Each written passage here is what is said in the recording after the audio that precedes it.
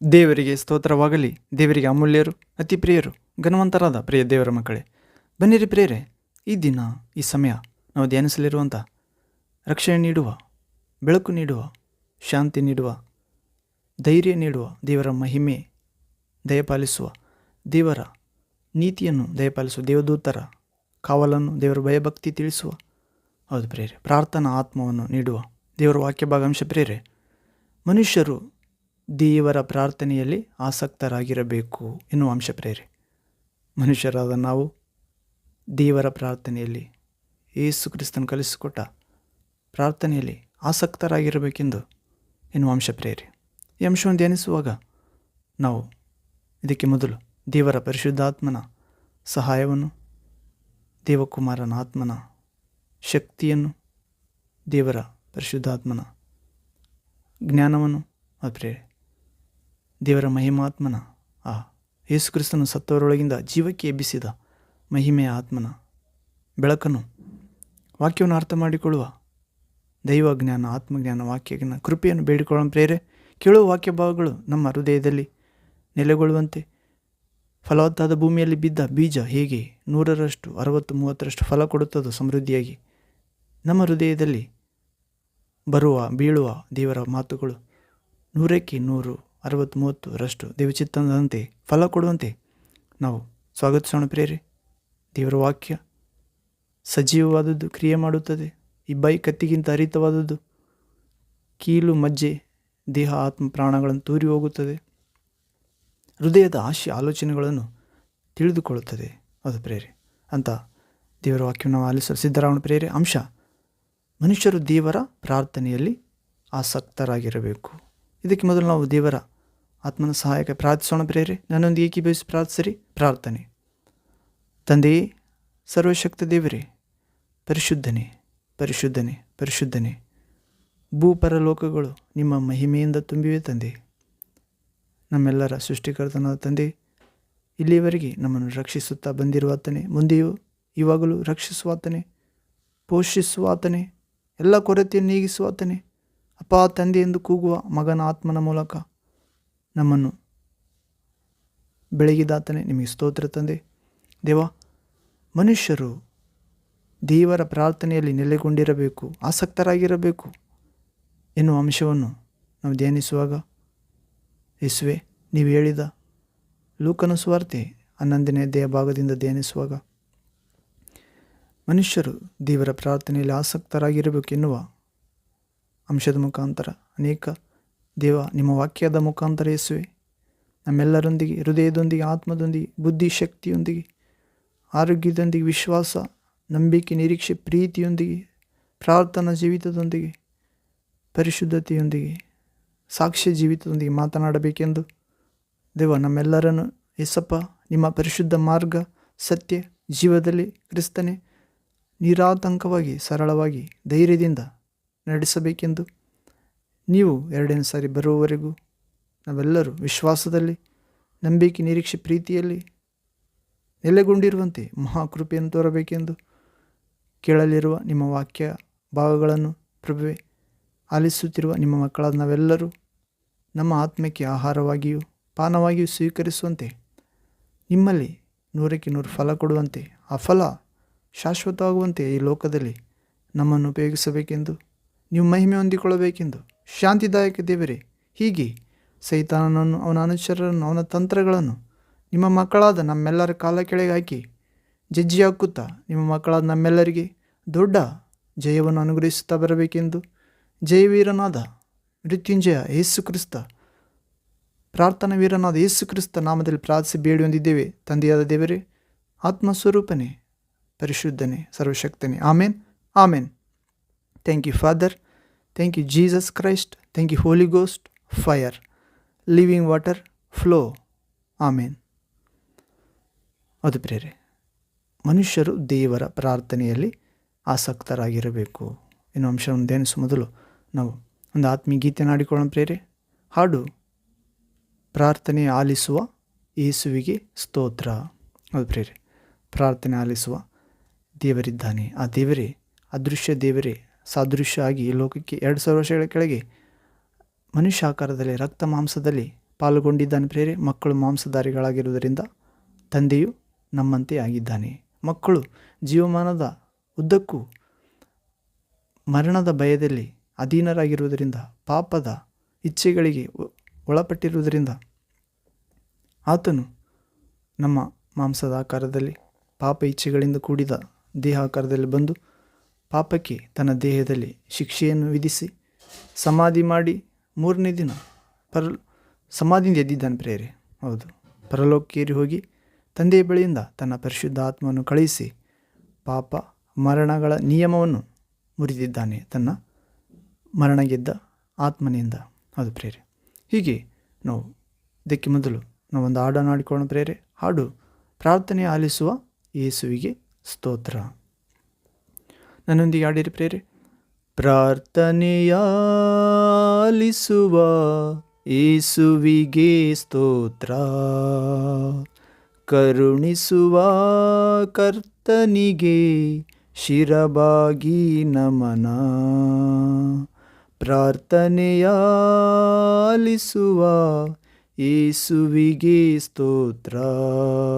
Amen. ಕರುಣಿಸುವ ಕರ್ತನಿಗೆ ಶಿರಬಾಗಿ ನಮನ. ಪ್ರಾರ್ಥಿಸುವ ಹೃದಯಗಳಲ್ಲಿ ಯೇಸುವಿನ ವಾಸ. ಪ್ರಾರ್ಥಿಸುವ ಹೃದಯಗಳಲ್ಲಿ ಯೇಸುವಿನ ವಾಸ. ಪ್ರಾರ್ಥಿಸುವ ಮನೆಗಳೆಲ್ಲ ಯೇಸುವಿನ ಆಲಯ. ಆಮೆನ್. ಪ್ರಾರ್ಥಿಸುವ ಮನೆಗಳೆಲ್ಲ ಕ್ರಿಸ್ತೇಸುವಿನ ಆಲಯ. ಪ್ರಾರ್ಥನೆಯ ಆಲಿಸುವ ಯೇಸುವಿಗೆ ಸ್ತೋತ್ರ, ಕರುಣಿಸುವ ಕರ್ತನಿಗೆ ಶಿರಬಾಗಿ ನಮನ. ಪ್ರಾರ್ಥನೆಯೇ ಜಗದಲ್ಲಿ ಬಲು ದೊಡ್ಡ ಅಸ್ತ್ರ. ಪ್ರಾರ್ಥನೆಯೇ ಈ ಜಗದಲ್ಲಿ ಬಲು ದೊಡ್ಡ ಅಸ್ತ್ರ. ಪ್ರಾರ್ಥಿಸುವ ಭಕ್ತನಿಗೆ ಸರ್ವವೂ ಸಾಧ್ಯ. ಆಮೇನ್. ಪ್ರಾರ್ಥಿಸುವ ಭಕ್ತರಿಗೆ ಸರ್ವವೂ ಸಾಧ್ಯ. ಪ್ರಾರ್ಥನೆಯ ಆಲಿಸುವ ಯೇಸುವಿಗೆ ಸ್ತೋತ್ರ, ಕರುಣಿಸುವ ಕರ್ತನಿಗೆ ಶಿರಬಾಗಿ ನಮನ. ಪ್ರಾರ್ಥನೆಯೇ ದೇವರನ್ನು ಸೆಳೆಯುವ ತಂತ್ರ. ಪ್ರಾರ್ಥನೆಯೇ ದೇವರನ್ನು ಸೆಳೆಯುವ ತಂತ್ರ. ಪ್ರಾರ್ಥನೆಯೇ ಸೈತಾನನ ಗೆಲ್ಲುವ ಮಂತ್ರ. ಆಮೆನ್. ಪ್ರಾರ್ಥನೆಯೇ ಸೈತಾನನ ಬಂಧಿಸುವ ಮಂತ್ರ. ಪ್ರಾರ್ಥನೆಯ ಆಲಿಸುವ ಯೇಸುವಿಗೆ ಸ್ತೋತ್ರ, ಕರುಣಿಸುವ ಕ್ರಿಸ್ತನಿಗೆ ಶಿರಬಾಗಿ ನಮನ. Hallelujah. Thank you, Jesus. Thank you, Father. Thank you, Holy Ghost. Fire, living water, flow. Amen. ಅದು ಪ್ರೇರೆ. ಪ್ರಾರ್ಥಿಸುವ ಹೃದಯಗಳಲ್ಲಿ ಯೇಸುವಿನ ವಾಸ. ಪ್ರಾರ್ಥಿಸುವ ಮನೆಗಳಲ್ಲಿ ಯೇಸುವೆ ಆಲಯವಾಗಿ ಇರುತ್ತಾನೆ ಪ್ರೇರೆ. ಹೌದು, 2-3 ಎಲ್ಲಿ ನನ್ನ ಹೆಸರಿನಲ್ಲಿ ಕೂಡಿ ಬರುತ್ತಾರೋ ಅವರ ಮಧ್ಯದಲ್ಲಿ ನಾನಿದ್ದೀನಿ. ಹೌದು ಪ್ರೇರೆ. ಪ್ರಾರ್ಥಿಸುವ ಭಕ್ತನಿಗೆ ಸರ್ವವೂ ಸಾಧ್ಯ. ಪ್ರಾರ್ಥನೆ ಜಗದಲ್ಲಿ ಬಲು ದೊಡ್ಡ ಅಸ್ತ್ರ ಪ್ರೇರೆ. ಹೌದು, ಪ್ರಾರ್ಥನೆಯೇ ದೇವರನ್ನು ಸೆಳೆಯುವ ಒಂದು ತಂತ್ರ ಪ್ರೇರೆ. ಹೌದು, ಪ್ರಾರ್ಥನೆಯೇ ಸೈತಾನನ ಬಂಧಿಸುವ ಕಟ್ಟಿಹಾಕುವ ಮಂತ್ರ. ಹೌದು, ಹೀಗೆ ಪ್ರಾರ್ಥನೆ ಆಲಿಸುತ್ತಾನೆ ಪ್ರೇರೆ. ಯೇಸು ಕರುಣಿಸುತ್ತಾನೆ, ಕರುಣೆಯ ಕರ್ತನಾಗಿರುವುದರಿಂದ. ಹೌದು ಪ್ರೇರೆ. ಹೀಗೆ ನಾವು ವಾಕ್ಯ ಭಾಗದೊಳಗೆ ಪ್ರವೇಶವಾಗೋಣ ಪ್ರೇರೆ. ಅಂಶ: ಮನುಷ್ಯರು ದೇವರ ಪ್ರಾರ್ಥನೆಯಲ್ಲಿ ಆಸಕ್ತರಾಗಿರಬೇಕೆಂದು ಯೇಸು ಸಾಮ್ಯ ರೂಪವಾಗಿ ಬೋಧಿಸಿದ್ದು. ಹೌದು ಪ್ರೇರೆ. ಲೂಕನ ಸುವಾರ್ತೆ 11ನೇ ಅಧ್ಯಾಯ 1ನೇ ವಾಕ್ಯದಿಂದ 13ನೇ ವಾಕ್ಯದವರೆಗೆ ನಾವು ಓದಿಕೊಳ್ಳುತ್ತೇವೆ ಪ್ರೇರೆ. ಮನುಷ್ಯರು ದೇವರ ಪ್ರಾರ್ಥನೆಯಲ್ಲಿ ಆಸಕ್ತರಾಗಿರಬೇಕೆಂದು ಯೇಸುವು ಸಾಮ್ಯ ರೂಪವಾಗಿ ಒಂದು ಉದಾಹರಣೆ ಮುಖಾಂತರವಾಗಿ ಬೋಧಿಸಿದನು ಪ್ರೇರೆ. ಹೌದು, ನಾವು 11ನೇ ಅಧ್ಯಾಯ ಲೂಕನ ಸುವಾರ್ತೆ 1ನೇ ವಾಕ್ಯದಿಂದ 13ನೇ ವಾಕ್ಯದವರೆಗೆ ಓದಿಕೊಂಡು ಕೆಲವು ವಿವರಣೆ ನೋಡಿಕೊಳ್ಳೋಣ ಪ್ರೇರೆ. Luke gospel chapter 11 verse 1 to 13th word. ಇಲ್ಲಿ ಓದುವುದಾದರೆ 1ನೇ ವಾಕ್ಯದಿಂದ 11ನೇ ಅಧ್ಯಾಯ ಲೂಕನ ಸುವಾರ್ತೆ 11ನೇ ಅಧ್ಯಾಯ 1ನೇ ವಾಕ್ಯದಿಂದ, ಆತನು ಅಂದರೆ ಯೇಸು ಒಂದಾನೊಂದು ಸ್ಥಳದಲ್ಲಿ ಪ್ರಾರ್ಥನೆ ಮಾಡಿ ಮುಗಿಸಿದಾಗ ಆತನ ಶಿಷ್ಯರಲ್ಲಿ ಒಬ್ಬನು ಆತನಿಗೆ, ಸ್ವಾಮಿ, ಯೋಹಾನನು ತನ್ನ ಶಿಷ್ಯರಿಗೆ ಪ್ರಾರ್ಥನೆಯನ್ನು ಕಲಿಸಿದ ಹಾಗೆ ನಮಗೂ ಪ್ರಾರ್ಥನೆ ಮಾಡುವುದನ್ನು ಕಲಿಸಿಕೊಡು ಎಂದು ಕೇಳಿದನು. ಅದಕ್ಕಾತನು ಯೇಸು, ನೀವು ಪ್ರಾರ್ಥಿಸುವಾಗ, 2ನೇ ವಾಕ್ಯ, ನೀವು ಪ್ರಾರ್ಥಿಸುವಾಗ ಆ ಶಿಷ್ಯನಿಗೆ ಹೇಳ್ತಿದ್ದಾನೆ ಪ್ರೇರೆ, ಪ್ರಭು ಯೇಸು ದೇವಕುಮಾರ ರಕ್ಷಕ, ಪ್ರಾರ್ಥನೆ ಮಾಡಲು ಕಲಿಸೆಂದು ಕೇಳ್ತೀರಲ್ಲ, ಓಕೆ, ನೀವು ಪ್ರಾರ್ಥಿಸುವಾಗ ಎಂದು ಹೇಳಿ ಹೀಗೆ ಪ್ರಾರ್ಥಿಸಬೇಕು. 2ನೇ ವಾಕ್ಯ, ನೀವು ಪ್ರಾರ್ಥಿಸುವಾಗ ತಂದೆಯೇ, ನಿನ್ನ ನಾಮವು ಪರಿಶುದ್ಧವೆಂದು ಎಣಿಸಲ್ಪಡಲಿ. ಹೌದು ಪ್ರೇರೆ, 1ನೇದು, ತಂದೆಯೇ ನಿನ್ನ ನಾಮವು ಪರಿಶುದ್ಧವೆಂದು ಎಣಿಸಲ್ಪಡಲಿ. ಅಂದರೆ ನಮ್ಮ ಜೀವಿತದಲ್ಲಿ ನಮ್ಮ ನಡೆ ನುಡಿಗಳಿಂದ, ನಮ್ಮ ಯೋಚನೆ, ಮಾತು, ಕ್ರಿಯೆ, ಕರ್ತವ್ಯಗಳಿಂದ ನಾವು ಉಂಡರು, ಕುಡಿದರು, ಏನು ಮಾಡಿದರು ಕ್ರಿಸ್ತ ಯೇಸುವಿನ ಹೆಸರಿನಲ್ಲಿ ತಂದೆಯಾದ ದೇವರಿಗೆ ಮಹಿಮೆ ಬರುವಂತೆ ಪರಿಶುದ್ಧನಾಗಿದ್ದಾನೆ ದೇವರು, ಆತನನ್ನು ವಿಶ್ವಾಸಿಸುವವರು ಇವರು ಎಂದು ಅನ್ಯ ಜನರು ಹೇಳುವಂತೆ, ಅಥವಾ ನಮ್ಮ ಕ್ರಿಯೆಗಳು ಮೂಲಕ ದೇವರು ವ್ಯಕ್ತವಾಗುವಂತೆ ತಂದೆಯೇ ನಿನ್ನ ನಾಮವು ಪರಿಶುದ್ಧವೆಂದು ಎಣಿಸಲ್ಪಡಲಿ ಎಂದು ಹೇಳಬೇಕಂತ ಪ್ರೇರೆ. ದೇವರ ನಾಮವು ಪರಿಶುದ್ಧವೆಂದು ಎಣಿಸಲ್ಪಡಬೇಕು. ನಿನ್ನ ರಾಜ್ಯವು ಬರಲಿ, ನಿನ್ನ ರಾಜ್ಯವು ಬರಲಿ. 3ನೇ ವಾಕ್ಯ, ನಿನ್ನ ರಾಜ್ಯ ಬರಲಿ ಅಂದರೆ ಪ್ರೇರೆ ಪರಿಶುದ್ಧ ಆತ್ಮ ನಮ್ಮ ಜೀವಿತದಲ್ಲಿ ಬರಲಿ. ನಿನ್ನ ವಾಕ್ಯ ಪ್ರಕಾರ ನಮ್ಮ ಜೀವಿತದಲ್ಲಿ ನೆರವೇರಲಿ.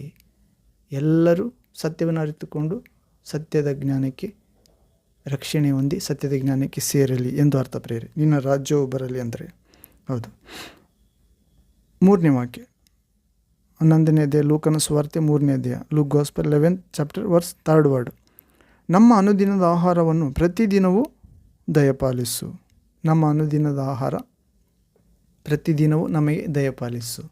ಹೌದು ಪ್ರೇರೆ, ನಮ್ಮ ಅನುದಿನ ಆಹಾರ ನಾವು ದೈಹಿಕವಾಗಿ ಇರುವುದು, ಅನ್ನ, ನಾವು ಸಾಮಾನ್ಯವಾಗಿ ಊಟ ಮಾಡುತ್ತೇವೆ ಪ್ರೇರೆ, ರೊಟ್ಟಿ, ನೀರು, ಈ ಆಹಾರ ಪಾನ ಅನುದಿನ ದಯಪಾಲಿಸು ಎಂದು ಬೇಡಿಕೊಳ್ಳಬೇಕೆಂದು ಹೇಳ್ತಿದ್ದಾನೆ. ಆದರೆ ಆತ್ಮಿಕವಾಗಿ ನೋಡೋದಾದರೆ ನಾವು ಯೇಸು ಹೇಳಿರುವುದನ್ನು ನೋಡುತ್ತೇವೆ. ದೇವರ ಬಾಯಿಂದ ಹೊರಡುವ ಪ್ರತಿಯೊಂದು ಮಾತು ಮೂಲಕ ಮನುಷ್ಯನು ಬದುಕುತ್ತಾನೆ, ಆಹಾರದಿಂದ ಮಾತ್ರ ಬದುಕುವುದಿಲ್ಲ. ಮತ್ತಾಯ ಸುವಾರ್ತೆ 4ನೇ ಅಧ್ಯಾಯ 4ನೇ ವಾಕ್ಯದಲ್ಲಿ ಓದುತ್ತೇವೆ ಪ್ರೇರೆ. ಹೌದು, ಯೇಸುವಿನ ಆಡಿದ ಮಾತುಗಳು ಜೀವ ಆತ್ಮ ಆಗಿವೆ ಪ್ರೇರೆ. ಜೀವ ಅಂದರೆ ದೇಹವನ್ನು ಬದುಕಿಸುತ್ತವೆ, ಆತ್ಮ ಅಂದರೆ ನಮ್ಮ ಒಳಗಿನ ಆತ್ಮವನ್ನು ಬದುಕಿಸುತ್ತವೆ. ಹೌದು, ಯೇಸುವಿನ ಮಾತುಗಳು ದೇಹಕ್ಕೆ ಆಧಾರವಾಗಿದೆ, ನಮ್ಮ ಆತ್ಮಕ್ಕೂ ಆಧಾರವಾಗಿದೆ. ಹೌದು, ನಾವು ಎಂದರೆ ಆತ್ಮ ಆಗಿದೆ ಪ್ರೇರೆ. ಮನುಷ್ಯನ ಆತ್ಮ ದೇವರಿಟ್ಟ ದೀಪ. ಹೌದು, ಮನುಷ್ಯನು ದೇಹ ಅಲ್ಲ ಪ್ರೇರೆ, ಆತ್ಮ. ಆ ಆತ್ಮಕ್ಕೆ ದೇವರ ಆತ್ಮ ಬೇಕಾಗಿದೆ, ದೇವರ ರಾಜ್ಯ ಬೇಕಾಗಿದೆ, ದೇವರ ಪರಿಶುದ್ಧತೆ ಬೇಕಾಗಿದೆ ಪ್ರೇರೆ. ದೇವರ ಮಾತುಗಳು ಆಹಾರವಾಗಿ ಮನುಷ್ಯನ ಆತ್ಮ ಆದ ನಮಗೆ ಬೇಕಾಗಿದೆ. ಹೀಗೆ ನಮ್ಮ ಅನುದಿನ ಆಹಾರವನ್ನು ಪ್ರತಿದಿನವೂ ದಯಪಾಲಿಸು. ದೇವರ ವಾಕ್ಯ ನಮ್ಮ ಆತ್ಮಕ್ಕೆ ಅನುದಿನ ಆಹಾರ ಆಗಿದೆ ಪ್ರೇರೆ. ಅದಕ್ಕೆ ಯೇಸು ಹೇಳ್ತಿದ್ದಾನೆ ಪ್ರೇರೆ ಸುವಾರ್ತೆಯಲ್ಲಿ, ನಿಮಗೆ ತಿಳಿಯದ ಹಸಿವು ನನ್ನಲ್ಲಿದೆ. ಏನು ಆ ಹಸಿವೆಂದರೆ ದೇವರ ಚಿತ್ತವನ್ನು ನೆರವೇರಿಸುವುದೇ ನನ್ನ ಆಹಾರ, ಆತನು ಕೊಟ್ಟ ಕಾರ್ಯಗಳನ್ನು ಮಾಡಿ ಮುಗಿಸುವುದೇ ನನ್ನ ತಿಂಡಿ ತೀರ್ಥ. ಹೌದು ಪ್ರೇರೆ, ನಮ್ಮ ಅನುದಿನ ಆಹಾರ ಪ್ರತಿದಿನ ನಮಗೆ ದಯಪಾಲಿಸು ಎಂದು ಬೇಡಿಕೊಳ್ಳಬೇಕೆಂದು ಕೇಳಿಕೊಳ್ತಿದ್ದಾನೆ ಪ್ರೇರೆ. ನಾವು ಪ್ರಾರ್ಥಿಸಬೇಕೆಂದು ಹೇಳ್ತಿದ್ದಾನೆ ಯೇಸು. ನಮಗೆ ತಪ್ಪು ಮಾಡಿರುವ ಪ್ರತಿಯೊಬ್ಬನನ್ನು ನಾವು ಕ್ಷಮಿಸುತ್ತೇವಾದ್ದರಿಂದ ನಮ್ಮ ಪಾಪಗಳನ್ನು ಕ್ಷಮಿಸು. ಹೌದು ಪ್ರೇರೆ, ನಮಗೆ ತಪ್ಪು ಮಾಡಿದವರನ್ನು ನಾವು ಕ್ಷಮಿಸುತ್ತೇವೆ, ಆದ್ದರಿಂದ ನಮ್ಮ ಪಾಪಗಳನ್ನು ಕ್ಷಮಿಸು. ನಾವು ಪ್ರಾರ್ಥನೆ ಮಾಡುವಾಗ ಯಾವ ಮನೋಭಾವದಿಂದ ಮಾಡಬೇಕೆಂದು ಹೇಳ್ತಿದ್ದಾನೆ ಪ್ರೇರೆ. ತಂದೆ, ನಮಗೆ ತಪ್ಪು ಮಾಡಿದವರನ್ನು ನಾವು ಕ್ಷಮಿಸುತ್ತೇವೆ, ಕಾರಣ ನೀನು ನಮ್ಮನ್ನು ಕ್ಷಮಿಸುತ್ತಿದ್ದಿ, ಆದ್ದರಿಂದ ನಮಗೆ ತಪ್ಪು ಮಾಡಿದವರನ್ನು ನಾವು ಕ್ಷಮಿಸುತ್ತೀವಿ, ಆದ್ದರಿಂದ ನಮ್ಮ ಪಾಪಗಳನ್ನು ಕ್ಷಮಿಸು. ನಮಗೆ ಯಾರಾದರೂ ಏನಾದರೂ ಮಾಡಿದರೆ ಅದು ತಪ್ಪು ಎಂದು ತೆಗೆದುಕೊಳ್ಬೇಕೆಂದು ಪ್ರೇರೆ, ಪಾಪ ಎಂದು ತೆಗೆದುಕೊಳ್ಳಬಾರ್ದು. ಆದರೆ ನಾವು ಮಾಡಿದ್ದು ಪಾಪ ಎಂದು ತೆಗೆದುಕೊಳ್ಳಬೇಕು. ನಮಗೆ ಯಾರಾದರೂ ಮಾಡಿದರೆ ಅದು ತಪ್ಪು ಎಂದು ತೆಗೆದುಕೊಳ್ಳಬೇಕು. ನಾವು ಮಾಡಿದ್ದು ಪಾಪ. ಆದ್ದರಿಂದ ನಮಗೆ ತಪ್ಪು ಮಾಡಿದವರನ್ನು ನಾವು ಕ್ಷಮಿಸುತ್ತೇವೆ, ಅದು ಪ್ರಿಯ, ಕ್ಷಮಿಸಬೇಕು. ಕಾರಣ ನಿನ್ನ ದೇವರು ಪರಿಶುದ್ಧನಾಗಿರುವುದರಿಂದ ಮತ್ತು ದೇವರ ರಾಜ್ಯವಾದ ಪರಿಶುದ್ಧಾತ್ಮ ದೇವರು ನಿನಗೆ ಕೊಡಲು ಕೊಟ್ಟಿದ್ದರಿಂದ ಅನುದಿನ ಆಹಾರವಾಗಿ ದೇವರ ವಾಕ್ಯ ಯೇಸುವನ್ನೇ ನಿನಗೆ ದೇವರು ಈ ಲೋಕಕ್ಕೆ ಬಲಿಯಾಗಲು ಕಳುಹಿಸಿಕೊಟ್ಟಿದ್ದರಿಂದ, ಆತನ ರಕ್ತದಿಂದ ನೀನು ಶುದ್ಧೀಕರಣ ಹೊಂದಿರುವುದರಿಂದ, ಆತನ ಆತ್ಮದಿಂದ, ಮರಣ ಗೆದ್ದ ಆತ್ಮನಿಂದ ನೀನು ಸಹಾಯ ಹೊಂದುತ್ತಿರುವುದರಿಂದ, ಹೊಸದಾಗಿ ನೀರಿನಿಂದ ದೇವರ ಆತ್ಮನಿಂದ ಹುಟ್ಟಿದ್ದರಿಂದ ನಮಗೆ ತಪ್ಪು ಮಾಡಿದ ಪ್ರತಿಯೊಬ್ಬನನ್ನು ನಾವು ಕ್ಷಮಿಸಬೇಕಾಗಿದೆ. ಆದ್ದರಿಂದ ನಮ್ಮ ಪಾಪಗಳನ್ನು ಕ್ಷಮಿಸುತ್ತಾನೆ ದೇವರು. ಹೌದು, ಹೀಗೆ ಪ್ರಾರ್ಥಿಸಬೇಕೆಂದು ಹೇಳಿದ್ದಾನೆ ಪ್ರೇರೆ. ನಮ್ಮನ್ನು ಶೋಧನೆಗೆ ಒಳಪಡಿಸಿದ 4ನೇ ವಾಕ್ಯ ಕೊನೆಯ ಭಾಗ, ನಮ್ಮನ್ನು ಶೋಧನೆಗೆ ಒಳಪಡಿಸದೆ ಸೇರಿಸದೆ ಎಂದು ಹೇಳಿರಿ, ನಮ್ಮನ್ನು ಶೋಧನೆಯೊಳಗೆ ಸೇರಿಸಬೇಡ ಎಂದು ಹೇಳಿರಿ. ಹೌದು, ಏನು ಪ್ರೇರೆ, ನಾವು ಇತರರ ತಪ್ಪುಗಳನ್ನು, ನಮಗೆ ತಪ್ಪು ಮಾಡಿರುವ ಪ್ರತಿಯೊಬ್ಬನನ್ನು ನಾವು ಕ್ಷಮಿಸುತ್ತೇವೆ, ಆದ್ದರಿಂದ ನಮ್ಮ ಪಾಪಗಳನ್ನು ಕ್ಷಮಿಸು.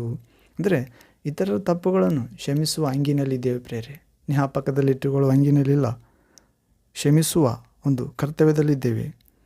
ನಮ್ಮ ಪಾಪಗಳನ್ನು ಕ್ಷಮಿಸುವ ಕರ್ತವ್ಯ ದೇವರದ್ದಾಗಿದೆ. ಹೌದು, ನಾವು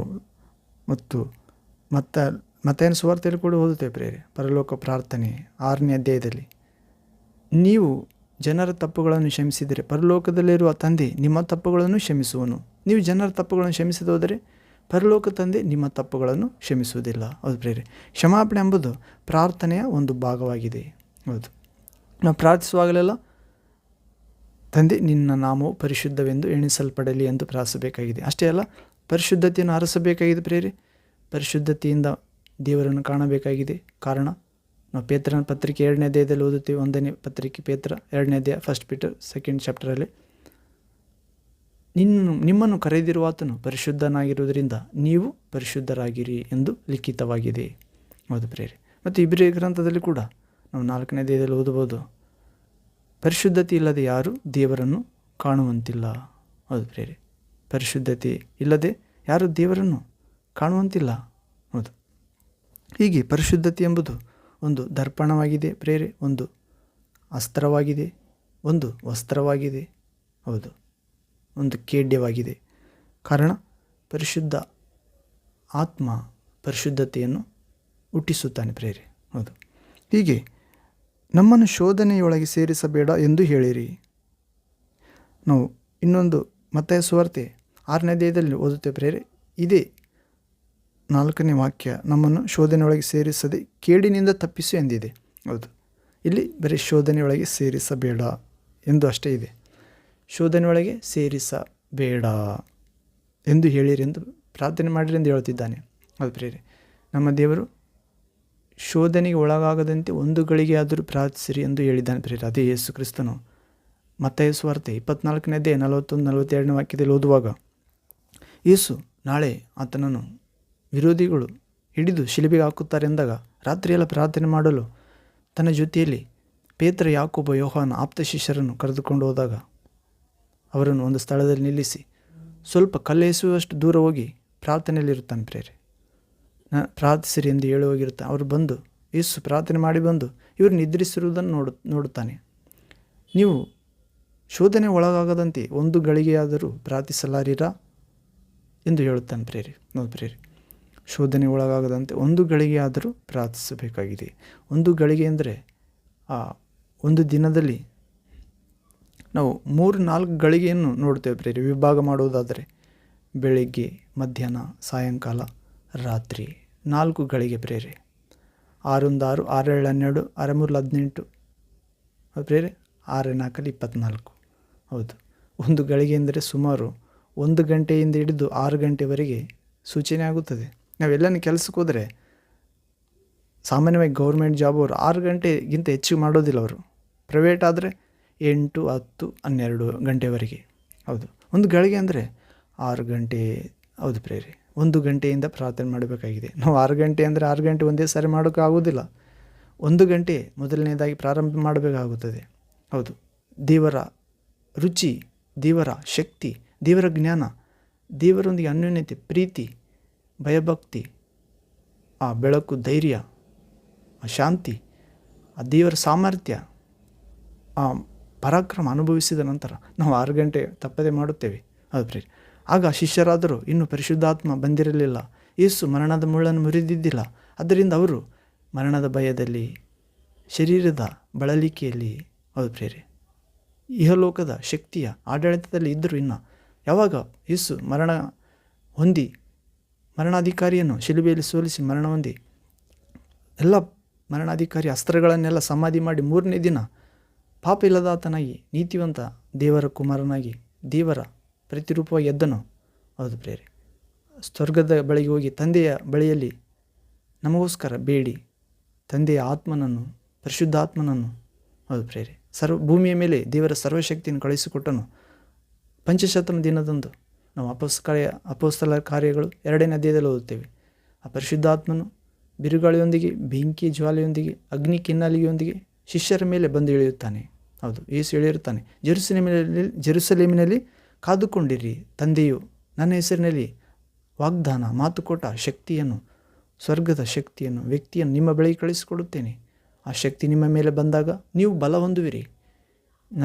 ನನಗೋಸ್ಕರ ನೀವು ಭೂಲೋಕದಲ್ಲಿ ಸಾಕ್ಷಿಗಳಾಗುತ್ತೀರಿ. ಜೆರುಸಲೇಮ್ ಮೊದಲುಗೊಂಡು ಸಮಾರ್ಯ, ಜುದಾಯ, ಲೋಕದ ಎಲ್ಲ ಕಡೆಗಳಲ್ಲಿ. ಹೌದು ಪ್ರೇರೆ. ಹೀಗೆ ಶೋಧನೆಗೆ ಒಳಗಾಗದಂತೆ 1 ಗಳಿಗೆ ಆದರೂ ಪ್ರಾರ್ಥಿಸಬೇಕಾಗಿದೆ. ಶೋಧನೆಯನ್ನು ಗೆದ್ದಾತನು ಸಹಾಯ ಮಾಡುತ್ತಾನೆ ಪ್ರೇರೆ. ಯೇಸು ನಮಗಿಂತ ಮೊದಲೇ ಆ ಶೋಧನೆಯ ಮಾರ್ಗದಲ್ಲಿ ಹೋಗಿದ್ದಾನೆ. ಆತನನ್ನು ವಿಶ್ವಾಸಿಸುವವರಿಗೆ ಆ ಶೋಧನೆಯನ್ನು ಗೆಲ್ಲಲು ಶಕ್ತಿ ನೀಡುತ್ತಾನೆ. ಯಾವಾಗ? ಈ ಪ್ರಾರ್ಥನೆ ಮಾಡಿದಾಗ.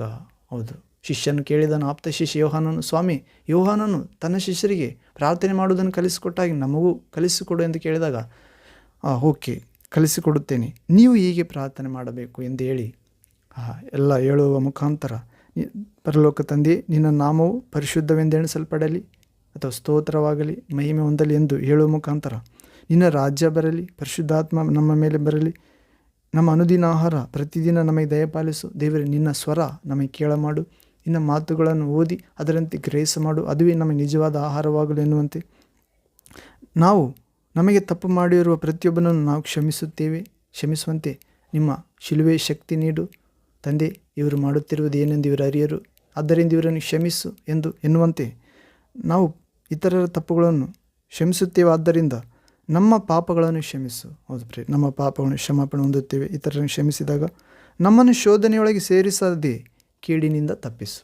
ಹೌದು ಪ್ರಿಯ, ಶೋಧನೆಗೆ ಸೇರದಂತೆ 1 ಗಳಿಗೆ ಆದರೂ ಪ್ರಾರ್ಥಿಸಬೇಕಾಗಿದೆ. ಮತ್ತು ಶೋಧನೆಯನ್ನು ಗೆದ್ದ ಯೇಸು ನಮಗೆ ಸಹಾಯ ಮಾಡುತ್ತಾನೆ ಪ್ರೇರೆ. ಆತನು ಸೈತಾನನೊಂದಿಗೆ ಹಾಕಿದ ಶೋಧನೆ ಗೆದ್ದನು ಪ್ರೇರೆ. ಆಹಾರದ ವಿಷಯದಲ್ಲಿ ಶೋಧನೆ ಗೆದ್ದ, ಮತ್ತು ಲೋಕದ ಐಶ್ವರ್ಯ, ವ್ಯಾಮೋಹ, ಕಣ್ಣಿನ ಶರೀರದಾಶ, ಬದುಕು ಬಳಿನ ಡಂಬ, ಸ್ತ್ರೀ ವ್ಯಾಮೋಹ, ಅಧಿಕಾರ ದಾಹ, ವೈಭವ ಎಲ್ಲ ತೋರಿಸಿದ ಪ್ರೇರೆ ಒಂದೇ ಸಮಯದಲ್ಲಿ ಬೆಟ್ಟಕ್ಕೆ ತೆಗೆದುಕೊಂಡೋಗಿ ಯೇಸುವಿಗೆ ಹೇಳುತ್ತಾನೆ ಸೈತಾನ, ಪಿಶಾಚಿ, ನೀನು ನನಗೆ ಅಡ್ಡ ಬೀಳುವುದಾದರೆ ಇದೆಲ್ಲ ನಿನಗೆ ಕೊಡಬಲ್ಲೆ, ಇದು ನನಗೆ ಅಧೀನದಲ್ಲಿದೆ ಎಂದಾಗ ಯೇಸು, ಇದು ನನ್ನದು ಎನ್ನಲಿಲ್ಲ ಪ್ರೇರೆ, ಸೈತಾನನ ಅಧೀನದಲ್ಲಿ ಇದೆ ಎಂದು ಯೇಸು ಪ್ರಭುವಿಗೆ ಗೊತ್ತು, ದೇವಕುಮಾರನಿಗೆ, ವಾಕ್ಯವಾದ ದೇವರಿಗೆ, ಸರ್ವಾಧಿಕಾರಿಗೆ. ಆದ್ದರಿಂದ ಸರ್ವಶಕ್ತನಾದ ನಿನ್ನ ತಂದೆಯಾದ ದೇವರಿಗೆ ಮಾತ್ರ ಅಡ್ಡ ಬಿದ್ದು ಆರಾಧಿಸಬೇಕೆಂತ ಬರೆಯಲ್ಪಟ್ಟಿದೆ ಪರಿಶುದ್ಧ ಗ್ರಂಥದಲ್ಲಿ, ಬೈಬಲ್ನಲ್ಲಿ ಎಂದು ಹೇಳಿದ. ಸೋತೋದ ಸೈತಾನ. ಮತ್ತೊಂದು ಸಾರಿ ಎತ್ತರವಾದ ಆಲಯದ ಮೇಲೆ, ಜೆರುಸಲೇಮ್ ಗೋಪುರದ ಮೇಲೆ ತೆಗೆದುಕೊಂಡು ಹೋಗಿ, ಇಲ್ಲಿಂದ ಧುಮುಕು ಕೆಳಗಡೆ, ನಿನ್ನ ಕುರಿತು ಪವಿತ್ರ ಗ್ರಂಥದಲ್ಲಿ ಬರೆದದೆಯಲ್ಲ, 91ನೇ ಕೀರ್ತನೆ, ನಿನ್ನ ಕಾಲು ಕಲ್ಲಿಗೆ ತಗಲದಂತೆ ತನ್ನ ದೂತರನ್ನು ಕಳುಹಿಸುತ್ತಾನೆ ಹಿಡಿಯಲು, ನಿನ್ನನ್ನು ಕೈಯಲ್ಲಿ ಹಿಡಿದುಕೊಳ್ಳಲು ಎಂದಾಗ ಅದು ಬರೆಯಲ್ಪಟ್ಟಿದೆ.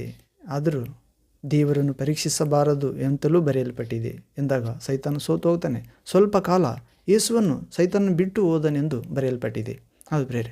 ದೇವರ ಮಕ್ಕಳಿಗೆ, ದೇವರ ಲೋಕ ಪ್ರಯಾಣ ಮಾಡುವವರಿಗೆ, ದೇವರಿಷ್ಟದಂತೆ ಜೀವಿಸುವವರಿಗೆ, ಒಳ್ಳೆಯದನ್ನು ಮಾಡುವವರಿಗೆ, ಪರಿಶುದ್ಧತೆಯನ್ನು ಅರಸಿ ಅದರಂತೆ ಜೀವಿಸುವವರಿಗೆ, ದೇವರ ರಾಜ್ಯದಲ್ಲಿ ಜೀವಿಸುವವರಿಗೆ, ಹೌದು ಪ್ರಿಯರೇ, ಇತರರನ್ನು ಕ್ಷಮಿಸುವವರಿಗೆ, ದೇವರ ವಾಕ್ಯವನ್ನೇ ಆಹಾರವಾಗಿ ತೆಗೆದುಕೊಳ್ಳುವವರಿಗೆ, ಹೌದು ಪ್ರಿಯರೇ, ಶೋಧನೆಯನ್ನು ಜಯಿಸುವವರಿಗೆ, ಕೆಡುಕನ್ನು ಒಳಿತಿನಿಂದ ಗೆಲ್ಲುವವರಿಗೆ ವಿರೋಧವಾಗಿ ಸೈತಾನನು ಶೋಧನೆ ಕೊಡಲು ಬರುತ್ತಲೇ ಇರ್ತಾನೆ ಪ್ರಿಯರೇ. ಆದರೆ ಆತ ಸೋತು ಹೋದ ವ್ಯಕ್ತಿಯಾಗಿದ್ದಾನೆ ಪ್ರಿಯರೇ. ಆತನು ಯಾವಾಗಲೂ ಬಂದರೂ ಕೂಡ ಸೋತು ಹೋಗುತ್ತಾನೆ. ಕಾರಣ ನಮ್ಮ ಕಡೆ ಇರುವ ಆತನು ಸೇನೆಗಳ ಒಡೆಯನಾದ ಯೆಹೋವನು, ಯೇಸು ಕ್ರಿಸ್ತನು, ಆ ಪರಿಶುದ್ಧ ಆತ್ಮಸ್ವರೂಪನು, ಎಲ್ಲ ಸೃಷ್ಟಿಕರ್ತನು ಪ್ರಿಯರೇ. ಆದ್ದರಿಂದ ನಿಮ್ಮ ವಿರೋಧಿ ಗೆಲ್ಲುವುದಿಲ್ಲ ಪ್ರಿಯರೇ. ಕಾರಣ ನಿಮ್ಮ ಕಡೆ ಇರುವ ಆತನು ಬಲಿಷ್ಠನು. ಹೌದು ಪ್ರಿಯರೇ, ಸೋತು ಹೋದವರಲ್ಲಿ ದೊಡ್ಡ ಸೋಲುಗಾರ ಯಾರೆಂದರೆ ಸೈತಾನನು ಪ್ರಿಯರೇ. ಕಾರಣ ದೇವರ ಮಕ್ಕಳ ಬಳಿಗೆ ಬರುವ ಪ್ರತಿಯೊಂದು ಸಾರಿ ಆತ ಸೋತು ಹೋಗುತ್ತಾನೆ. ಆದರೆ ಆತನು ಪ್ರಯತ್ನಿಸುತ್ತಲೇ ಇರುತ್ತಾನೆ. ನಾವು ದೇವರನ್ನು ಬಿಟ್ಟು ಅಗಲದಂತೆ ಜೀವಿಸಬೇಕಾಗಿದೆ. ದೇವರ ಪರಿಶುದ್ಧತೆಯಲ್ಲಿ ಬಿಟ್ಟು ಅಗಲಬಾರದು ಪ್ರಿಯರೇ. ಮತ್ತು ದೇವರ ರಾಜ್ಯವಾದ ಪರಿಶುದ್ಧಾತ್ಮನ ಸಹಾಯದಲ್ಲಿ ನಿಂತಿರಬೇಕು. ದೇವರ ವಾಕ್ಯವಾದ ಅನುದಿನ ಆಹಾರ ನಾವು ಓದಿ ಧ್ಯಾನಿಸಿ ಅದರ ಪ್ರಕಾರ ಜೀವಿಸ್ತಿರಬೇಕು. ಮತ್ತು ನಮಗೆ ತಪ್ಪು ಮಾಡಿದವರನ್ನು ನಾವು ಕ್ಷಮಿಸುತ್ತಾ ಇರಬೇಕು. ಮತ್ತು ನಮ್ಮ ಪಾಪಗಳನ್ನು ದೇವರು ಕ್ಷಮಿಸಿ ಎಂದು ಕೇಳಬೇಕು. ಶೋಧನೆಗೆ ಒಳಗಾಗದಂತೆ 1 ಗಳಿಗೆಯಾದರೂ ಪ್ರಾರ್ಥಿಸಬೇಕಾಗಿದೆ. 1 ಗಂಟೆಯಿಂದ 6 ಗಂಟೆವರೆಗೆ. ಅಥವಾ ಶೋಧನೆಯನ್ನು ಗೆದ್ದ ಯೇಸುವನ್ನು ಗೆಲ್ಲಲು ಶಕ್ತಿ ಕೇಳಬೇಕು. ಮತ್ತು ಶೋಧನೆ ಆಗುತ್ತಲೇ ತಪ್ಪಿಸಿಕೊಳ್ಳುವ ಮಾರ್ಗವನ್ನು ಏರ್ಪಡಿಸುತ್ತಾನೆ ಪ್ರಿಯರೇ. ಮನುಷ್ಯರಿಗೆ ಬರದೇ ಇರುವ ಯಾವ ಶೋಧನೆ ನಿಮಗೆ ಬರಲಿಲ್ಲ. ಮನುಷ್ಯರಿಗೆ ಬಂದದ್ದು ಪ್ರಿಯರೇ ಇದುವರೆಗೆ ಆದಿಯಿಂದ. ಅದು ನಮಗೆ ಸಹಿಸಿಕೊಳ್ಳಲಾಗದಷ್ಟು ಶೋಧನೆ ಬರಲಿಲ್ಲ. ಅದು ಯೇಸು ಗೆದ್ದಿದ್ದಾನೆ, ಗೆಲ್ಲಲು ಶಕ್ತಿ ನೀಡುತ್ತಾನೆ. ಶೋಧನೆ ಆಗುತ್ತಲೇ ತಪ್ಪಿಸಿಕೊಳ್ಳುವ ಮಾರ್ಗ ಏರ್ಪಡಿಸುತ್ತಾನೆ. ನಾವು ಕಾದುಕೊಂಡಿರಬೇಕಾಗಿದೆ. ಹೌದು, ಒಳಿತಿನಿಂದ ಕೆಡುಕನ್ನು ಜಯಿಸಬೇಕಾಗಿದೆ. ಕೆಡುಕಿಗೆ ಸೋತು ಹೋಗದೆ ಒಳಿತಿನಿಂದ ಕೆಡುಕನ್ನು ಜಯಿಸಬೇಕಾಗಿದೆ. ನಾವು ಕೊರಿಂಥ ರೋಮಪತ್ರಿಕೆ 12ನೇ ಅಧ್ಯಾಯ 33ನೇ ವಾಕ್ಯದಲ್ಲಿ ಓದುತ್ತೇವೆ ಪ್ರಿಯರೇ. ಕೆಟ್ಟದ್ದಕ್ಕೆ ಸೋತು ಹೋಗದೆ ಒಳಿತಿನಿಂದ ಕೆಡುಕನ್ನು ಜಯಿಸಿರಿ. ನಿಮ್ಮ ವೈರಿ ಹಸಿದು ಬಂದಿದ್ದರೆ ಊಟಕ್ಕೆ ಬಡಿಸು. ನೀರು ಅಡಿಕೆಯಾಗಿ ಬಂದಿದ್ದರೆ ಕುಡಿಯಲು ಕೊಡು. ಹೀಗೆ ಮಾಡುವುದರಿಂದ ಆತನ ತಲೆಯ ಮೇಲೆ ಬೆಂಕಿ ಕೆಂಡಗಳ ಇಟ್ಟಂತಾಗುವುದು. ಹಾಗೆ ಕೆಟ್ಟತನಕ್ಕೆ ಸೋತು ಹೋಗದೆ ಒಳಿತಿನಿಂದ ಕೆಟ್ಟತನವನ್ನು ಗೆಲ್ಲುವಿ. ಹೌದು ಪ್ರಿಯರೇ, ಹೀಗೆ ಶೋಧನೆ ಒಳಗಾಗದೆ ಕೇಡಿಯಿಂದ ರಕ್ಷಿಸಲು ಪ್ರಾರ್ಥಿಸಬೇಕಾಗಿದೆ ಪ್ರಿಯರೇ. ಇನ್ನೂ ಅನೇಕ ರೀತಿಯಲ್ಲಿ ಪ್ರಭು ಹೇಳಿದ್ದಾನೆ. ಬೇಸರಗೊಳ್ಳದೆ ಪ್ರಾರ್ಥಿಸಿರಿ ಎಂದು ಹೇಳಿದ್ದಾನೆ. ಹೌದು ಪ್ರಿಯರೇ, ನಿರಾಶರಾಗದೆ ಪ್ರಾರ್ಥಿಸಿರಿ, ಆಸಕ್ತಿಯಿಂದ ಎಡೆಬಿಡದೆ ಪ್ರಾರ್ಥಿಸಿರಿ ಎಂದು ಪೌಲನು ಬರೆಯುತ್ತಿದ್ದಾನೆ. ಹೌದು, ಹೀಗೆ ಅನೇಕ ವಿಷಯದಲ್ಲಿ ನಾವು ಪ್ರಾರ್ಥನೆಯನ್ನು ಕುರಿತು ನೋಡುತ್ತೇವೆ ಪ್ರಿಯರೇ. ಹೀಗೆ ಒಂದು ಸಾಮ್ಯವನ್ನು ಹೇಳ್ತಾನೆ ಪ್ರಿಯರೇ. ಈ ಸಾಮ್ಯವನ್ನು ಮುಕ್ತಾಯ ಮಾಡಿಕೊಳ್ಳೋಣ ಹೇಳಿ. ಲೂಕ ಸುವಾರ್ತೆ 11ನೇ ಅಧ್ಯಾಯ 5ನೇ ವಾಕ್ಯದಿಂದ. Luke gospel chapter 11 verse 5th to 13th word. ಮತ್ತು ಅವರಿಗೆ ಆ ಪರಲೋಕ ಪ್ರಾರ್ಥನೆ ಹೇಳಿದ ನಂತರ ಆ ಶಿಷ್ಯರಿಗೆ ಅವರಿಗೆ ಹೇಳಿದ್ದೇನೆಂದರೆ, ನಿಮ್ಮಲ್ಲಿ ಒಬ್ಬನಿಗೆ ಸ್ನೇಹಿತನಿದ್ದಾನೆ ಎಂದು ಹೇಳೋಣ. ಅವನು ಸರಿ ಹೊತ್ತಿನಲ್ಲಿ ಆ ಸ್ನೇಹಿತನ ಮನೆಗೆ ಹೋಗಿ, ಸ್ನೇಹಿತನೇ, ನನಗೆ 3 ರೊಟ್ಟಿಗಳನ್ನು ಕಡವಾಗಿ ಸಾಲವಾಗಿ ಕೊಡು. 6ನೇ ವಾಕ್ಯ. ನನ್ನ ಸ್ನೇಹಿತರಲ್ಲಿ ಒಬ್ಬನು ಎಲ್ಲಿಗೋ ಪ್ರಯಾಣವಾಗಿ ನನ್ನ ಬಳಿಗೆ ಬಂದಿದ್ದಾನೆ. ಅವನಿಗೆ ಊಟ ಮಾಡಿಸುವುದಕ್ಕೆ ನನ್ನಲ್ಲಿ ಏನೂ ಇಲ್ಲ ಎಂದು ಕೇಳಲು ಆ ಸ್ನೇಹಿತನು 7ನೇ ವಾಕ್ಯ. ನನಗೆ ತೊಂದರೆ ಕೊಡಬೇಡ, ಈಗ ಕದ ಹಾಕಿಯದೆ ನನ್ನ ಚಿಕ್ಕ ಮಕ್ಕಳು ನನ್ನ ಕೂಡ ಮಲಗಿದ್ದಾರೆ. ನಾನು ಎದ್ದು ನಿನಗೆ ಕೊಡುವುದಕ್ಕಾಗುವುದಿಲ್ಲ ಎಂದು ಒಳಗಿನಿಂದ ಉತ್ತರ ಕೊಟ್ಟರೂ ಕೊಡಬಹುದು. 8ನೇ ವಾಕ್ಯ.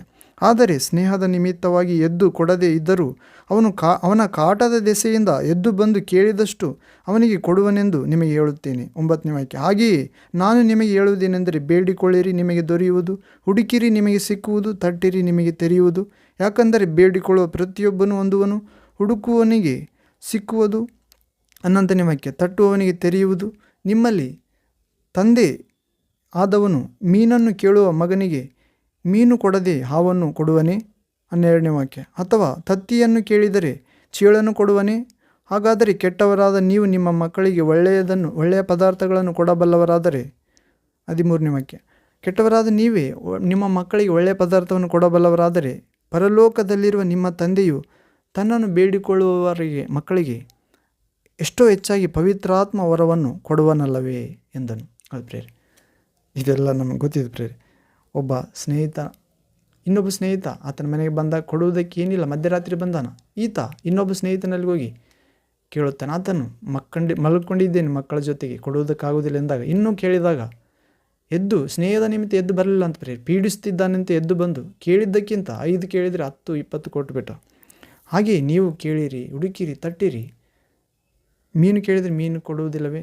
ಹಾವು ಕೊಡ್ತಾನೆ, ಕಲ್ಲು ಕೊಡ್ತಾನೆ, ತತ್ತಿ ಕೊಡ್ತಾನೆ. ಕಲ್ಲು ಕೊಡೋದಿಲ್ಲ, ತತ್ತಿ ಕೊಡ್ತಾನೆ. ತತ್ತಿ ಕೇಳಿದರೆ ತಂದೆ ನೀವು ಕೇಳಿರಿ, ಎಷ್ಟೋ ಒಳ್ಳೆಯ ವರವಾದ ಪವಿತ್ರಾತ್ಮ ಕೊಡ್ತಾನೆ ದೇವರು. ಆಮೇನ್. Thank you.